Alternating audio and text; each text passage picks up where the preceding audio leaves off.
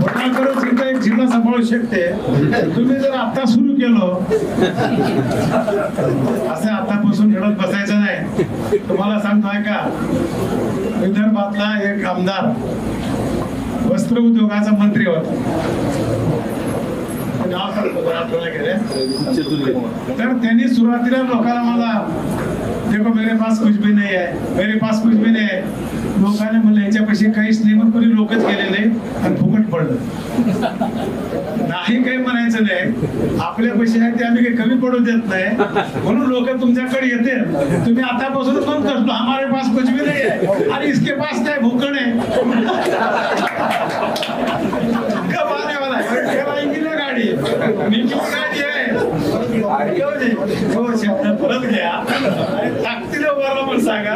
काय दाम दंड घेऊन आम्ही उभारला. प्रताप पाटील इकडे आहे, आम्ही इकडं आहोत, दादा इकडे आहेत, आमचे कोकणजी इकडे आहेत,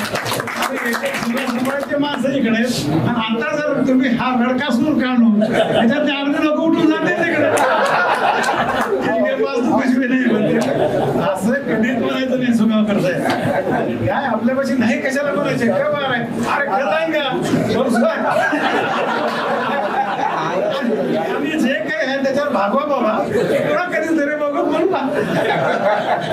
पण असं जर का कधी बोलायचं नाही. आता साहेब बोलायचं नाही. पूर्ण ताकदीनं उभारला पक्ष दादा आहे, आपल्याला सहकार मंत्री बाबासाहेब पाटील बँका खाली करून टाकून ना तुमच्या असं म्हणायची विकासासाठी बँका.